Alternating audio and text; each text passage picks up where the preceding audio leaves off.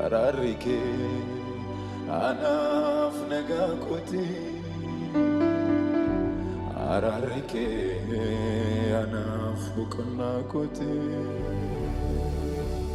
ararike anaf nagakoti Lucas itani nailal Jesus je Wow uje koko amas saluma uje kai baka kai kasa jo kai nailal kumasa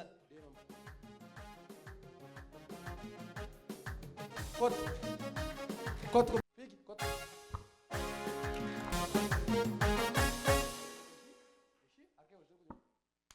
kota bolos disa kot nagaga vadisan dubisi Ahmad dubisi kot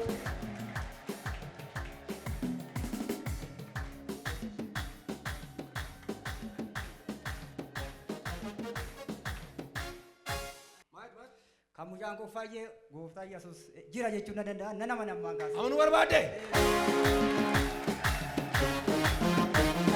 kot boy amante jirtu Aman enjuro. amore Nana mana? boy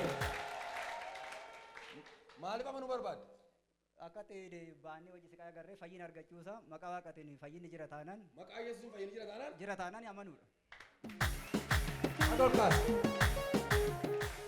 akala masa gofta yesus kristo je Gofta Yesus Kristus. arrajal kabe Arrajal kabe, kulkulu makaket kulkulu makake, amanera amanera. siamane Siamane, sinkadu singkad. biyya lafa Biya lafa, hojii seexana oji setana, kaadeera kader. maqaako Makako, galmee jireenyaa irratti gambe jire nyarat, ati naa galmeessi nagal mes. waan naa galmeessiteef Wan nagal mesidef, ani sin galateeffadha singkala tefan.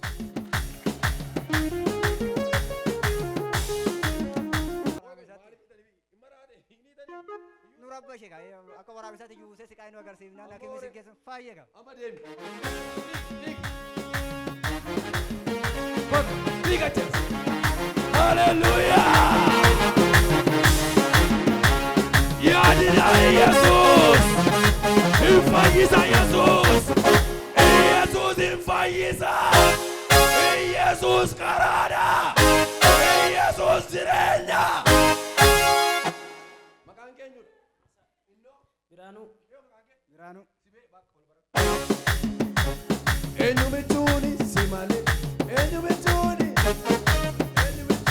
si malee eenyumichuuni yesus kristo jedhi arraa jalqabee qulqulluu maqaa keetti amaneera si amanee sin kaadu seexan harkaa waan na baasteef lubbuu koo waan fayyisteef sin galateeffadhaa